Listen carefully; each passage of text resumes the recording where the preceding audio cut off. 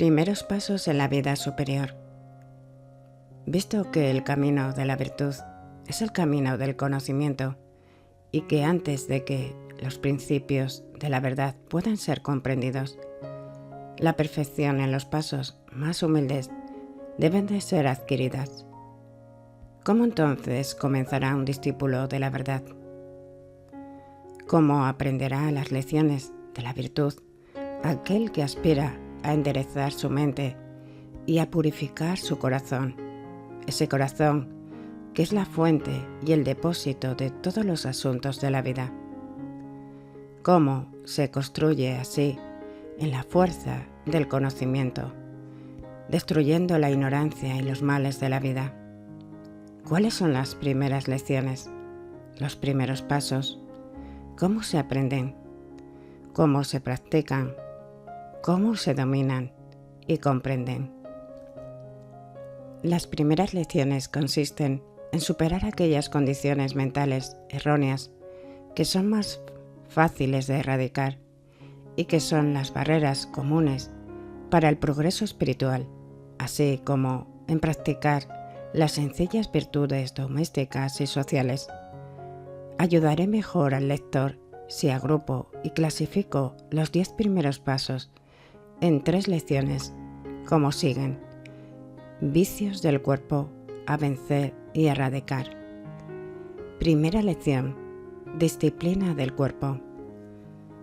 Primer paso: ociosidad, pereza o indolencia. Segunda etapa: autoindulgencia o gula. Segunda lección: disciplina de la palabra.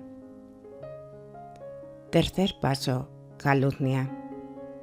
Cuarto paso: chismorreo y conversación ociosa. Quinto paso: discurso abusivo y cruel. Sexto escalón: frivolidad o lenguaje irrelevante. Escalón 7: discurso crítico, culpabilizador. Tercera lección: disciplina de las tendencias. Paso 8: cumplimiento desinteresado del deber. Paso 9: rectitud inquebrantable o integridad moral. Paso 10: perdón ilimitado. Los 2 vicios del cuerpo y los 5 de la lengua se llaman así porque se manifiestan en el cuerpo y en la lengua. Además, al clasificarlos tan definitivamente, se ayudará mejor a la mente del lector. Pero debe entenderse claramente que estos vicios surgen principalmente en la mente y son condiciones erróneas del corazón que se manifiestan en el cuerpo y en la lengua. La existencia de tales condiciones caóticas es una indicación de que la mente no está iluminada en absoluto en cuanto al verdadero significado y propósito de la vida, y su erradicación es el comienzo de una vida virtuosa, firme e iluminada.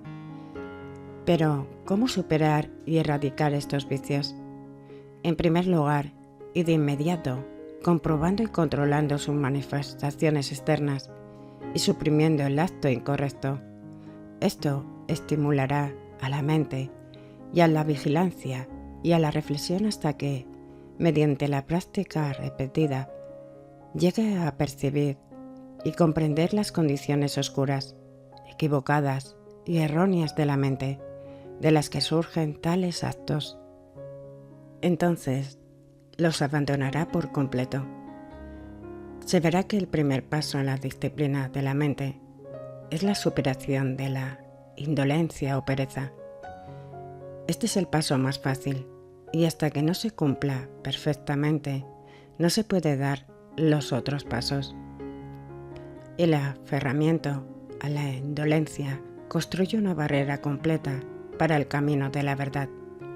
La indolencia consiste en dar al cuerpo más descanso y sueño de lo que requiere, en dejar las cosas para más tarde y en eludir y descuidar aquellas cosas que deberían recibir atención inmediata.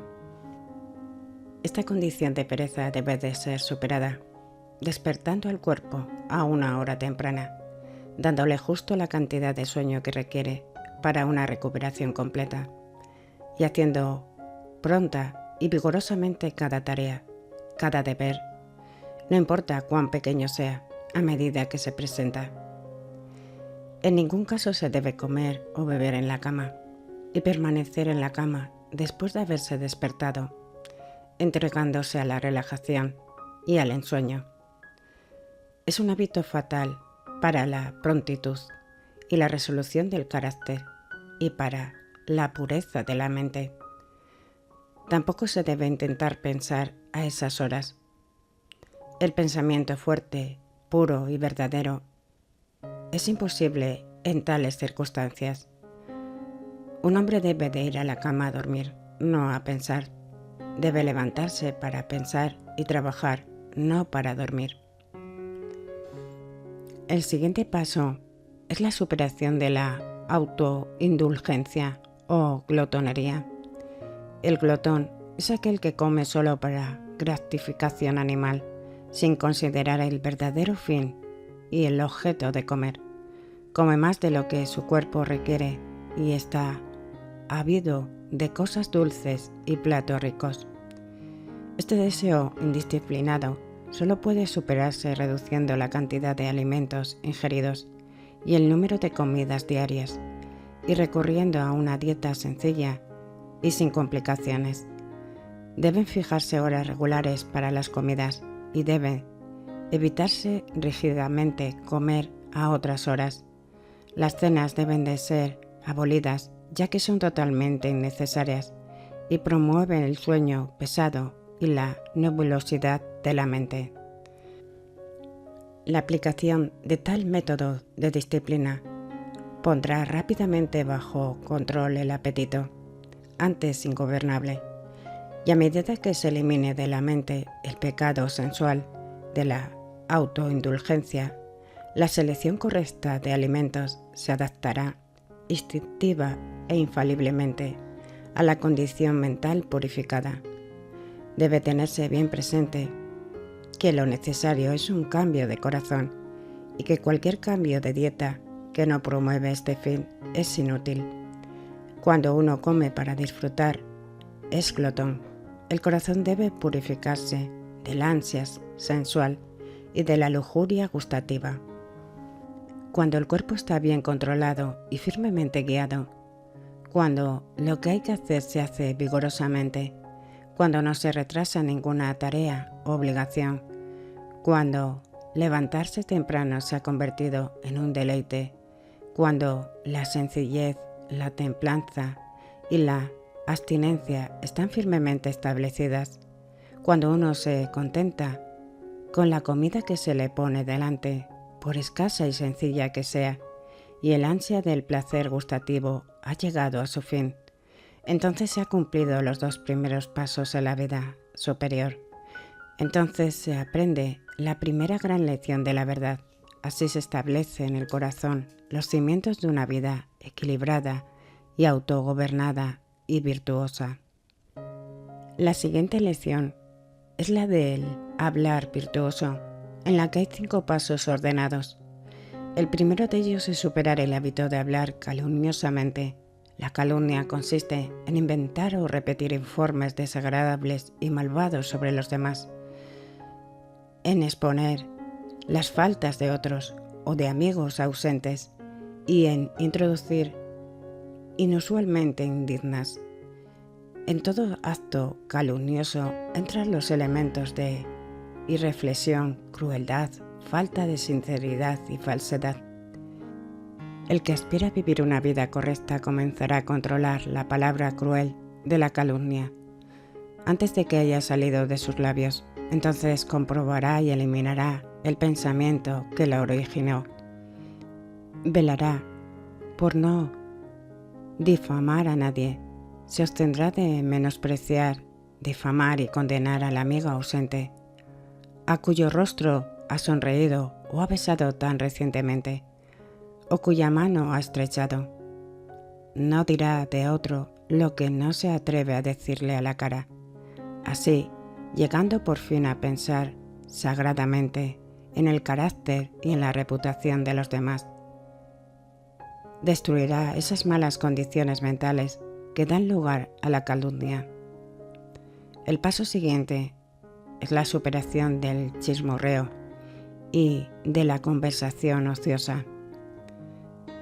La conversación ociosa consiste en hablar de los asuntos privados de los demás, en hablar simplemente para pasar el tiempo y en entablar conversaciones sin sentido e irrelevante. Esta forma de hablar sin control es el resultado de una mente mal controlada. El hombre de virtud refrenará su lengua y así aprenderá a gobernar correctamente la mente. No dejará que su lengua corra ociosa y totalmente, sino que hará que su habla sea fuerte y pura, y hablará con un propósito o permanecerá en silencio. El siguiente vicio que hay que vencer es el de las palabras injuriosas y desagradables. El hombre que abusa y acusa a los demás se aleja del camino correcto. Lanzar palabras duras e insultos a los demás es hundirse profundamente en la locura. Cuando un hombre se siente inclinado a insultar, maldecir o condenar a los demás, que contenga su lengua y mire dentro de sí mismo. El hombre virtuoso se abstiene de todo lenguaje abusivo y de toda disputa. Solo emplea palabras útiles, necesarias, puras y verdaderas. El sexto paso es la superación de la ligereza o hablar irreverente.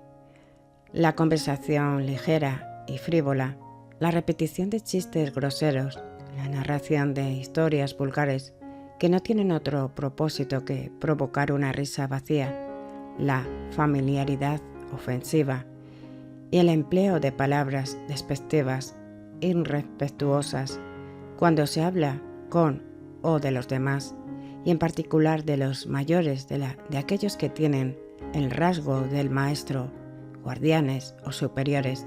Todo esto será eliminado por el amante de la virtud y la verdad.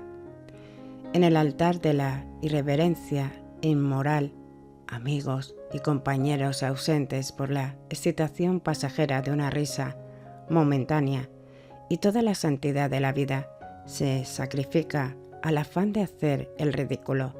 Cuando se abandona el respeto hacia los demás y la reverencia donde es debida, se abandona la virtud. Cuando la modestia, la importancia y la dignidad se eliminan del habla y del comportamiento, se pierde la verdad. El virtuoso hablará con sinceridad y reverencia. Pensará y hablará de los ausentes como piensa y habla de los muertos, tierna y sagradamente. Abandonará la irreflexión y cuidará de no sacrificar su dignidad para satisfacer un impulso pasajero de frivolidad y superficialidad. Su humor será puro e inocente, su voz será tenue y musical, y su alma se llenará de gracia, dulzura, a medida que logre conducirse como corresponde a un hombre de verdad. El último paso de la segunda lección es la superación de la crítica o discurso culpabilizador. Este vicio de la lengua consiste en magnificar, en insistir en faltas pequeñas o aparentes, en discusiones tontas y en seguir argumentos vanos basados en sus suposiciones, creencias y opiniones infundadas. La vida es corta y real, y el pecado, la pena y el dolor no se remedian con disputas. El hombre que está siempre alerta para captar las palabras de los demás con el fin de contradecirlas y rebatirlas, aún no ha alcanzado el camino más elevado de la santidad, la vida más verdadera de la entrega de sí mismo. El hombre que está siempre alerta para revisar sus propias palabras con el fin de suavizarlas y purificarlas, encontrará el camino más elevado y la vida más verdadera. Conservará sus energías, mantendrá la compostura de su mente y preservará en sí mismo el espíritu de la verdad. Cuando la lengua está bien controlada y sabiamente sometida, cuando los impulsos egoístas y los pensamientos indignos ya no se precipitan a la lengua exigiendo ser pronunciados, cuando el habla se ha vuelto inofensiva, pura, gentil, amable y resuelta, y no se pronuncia palabra alguna sino con sinceridad y honestidad, entonces ha cumplido los 5 pasos para hablar virtuosamente. Entonces se ha aprendido y dominado la segunda gran lección de la verdad. Y ahora algunos preguntarán, ¿por qué toda esta disciplina del cuerpo y restricción de la lengua? Seguramente la vida superior puede realizarse y conocerse sin tal agotadora labor, tan incesante esfuerzo y vigilancia. No, no es posible. En lo espiritual como en lo material, nada se hace sin trabajo, y lo superior no puede ser conocido hasta que lo inferior sea realizado. ¿Puede un hombre hacer una mesa antes de haber aprendido a manejar una herramienta y clavar un clavo? ¿Y puede un hombre moldear su mente de acuerdo con la verdad antes de haber superado la esclavitud de su cuerpo? Así como las intrigadas sutilezas de la lengua no pueden ser comprendidas y manejadas antes de dominar el alfabeto y las palabras más simples, tampoco las profundas sutilezas de la mente pueden ser comprendidas y purificadas antes de que el ABC de la conducta correcta sea perfectamente adquirido. En cuanto al trabajo, no se somete el joven con alegría y paciencia a un aprendizaje de 7 años para dominar un oficio, y no cumple día tras día cuidadosa y firmemente cada detalle de las instrucciones de su maestro, esperando el momento en que, perfeccionando a través de la obediencia y la práctica, será él mismo un maestro. ¿Dónde está el hombre que aspira sinceramente a la excelencia en la música, la pintura, la literatura o en cualquier oficio, negocio o profesión, que no esté dispuesto a entregar toda su vida a la adquisición de esa perfección particular? ¿Debe considerarse entonces el trabajo cuando se trata de la excelencia más elevada, la excelencia de la verdad? Aquel que diga, el camino que has señalado es demasiado difícil, debo tener la verdad sin trabajo, la salvación sin esfuerzo, ese hombre no encontrará el camino para salir de las confusiones y sufrimientos del egoísmo, no encontrará la mente tranquila y bien fortalecida, ni la vida sabiamente ordenada. Su amor es por la facilidad y el disfrute, y no por la verdad. Aquel que en lo profundo de su corazón adora la verdad y aspira a conocerla, no considerará ninguna labor demasiado grande para ser emprendida, sino que la adoptará con alegría y la perseguirá pacientemente. Por la perseverancia en la práctica, llegará al conocimiento de la verdad. La necesidad de esa disciplina preliminar del cuerpo y la lengua se percibirá más claramente cuando se comprenda plenamente que todas estas malas condiciones externas no son más que expresiones de malas condiciones del corazón. Un cuerpo indolente significa una mente indolente. Una lengua mal regulada revela una mente mal regulada, y el proceso de remediar la condición manifiesta es realmente un método de rectificar el estado interno. Además, la superación de estas condiciones es solo una pequeña parte de lo que realmente implica el proceso. El cese del mal conduce a la práctica del bien y está inseparablemente relacionado con ella. Mientras un hombre supera la pereza y la indulgencia, en realidad está cultivando y desarrollando las virtudes. la templanza, la puntualidad. Adquiere la fuerza, la energía y la determinación indispensable para cumplir con éxito las tareas más elevadas. Mientras supera los vicios de la palabra, desarrolla las virtudes de la veracidad, la sinceridad, la reverencia, la bondad, el autocontrol, y adquiere la estabilidad mental y firmeza del propósito, sin las cuales las sutilezas más remotas de la mente no pueden ser reguladas y las etapas superiores de la conducta y la iluminación no pueden ser alcanzadas. Además, como tiene que hacer lo correcto, su conocimiento se profundiza y su perspicacia se intensifica.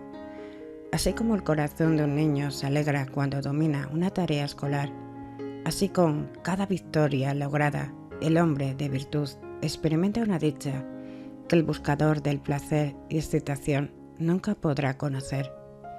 Y ahora llegamos a la tercera lección de la vida superior, que consiste en practicar y en dominar en la vida diaria tres grandes virtudes fundamentales. 1. Cumplimiento desinteresado del deber. 2. Rectitud inquebrantable, integridad moral. Y 3. Perdón ilimitado. Habiendo preparado la mente mediante la superación de las condiciones más superficiales y caóticas mencionadas, en las dos primeras lecciones, el luchador por la virtud y la verdad está ahora preparado para emprender tareas mayores y más difíciles y para controlar y purificar los motivos más profundos del corazón. Sin el correcto cumplimiento del deber, las virtudes superiores no pueden ser conocidas y la verdad no puede ser aprendidas. Generalmente se considera el deber como un trabajo fastidioso, algo obligatorio, que hay que soportar o evitar de algún modo. Esta manera de considerar el deber procede de una condición egoísta de la mente y de una comprensión errónea de la vida. Todo deber debe considerarse sagrado y su cumplimiento fiel, desinteresado, una de las principales reglas de la conducta. Todas consideraciones personales y egoístas deben de ser extraídas y desechadas del cumplimiento del deber. Y cuando esto se hace, el deber deja de ser fastidioso y se convierte en gozo. El deber solo es fastidioso para quienes anhelan algún disfrute o beneficio egoísta para sí mismo. Que el hombre que está irritado por el fastidio de su deber se mire a sí mismo y encontrará que su fastidio procede no del deber en sí, sino de su deseo egoísta de escapar de él. Quien descuida el deber, ya sea grande o pequeño, o de naturaleza pública o privada, descuida la virtud. Quien en su corazón se rebela contra el deber, se rebela contra la virtud. Cuando el deber se convierte en una cosa de amor y cuando cada deber particular se cumple con precisión, fidelidad y desapasionadamente, hay mucho egoísmo sutil eliminado del corazón y se da un gran paso hacia las alturas de la verdad. El hombre virtuoso concentra su mente en el cumplimiento perfecto de su propio deber y no interfiere con el deber de otro. El noveno paso es la práctica de la rectitud inquebrantable o integridad moral.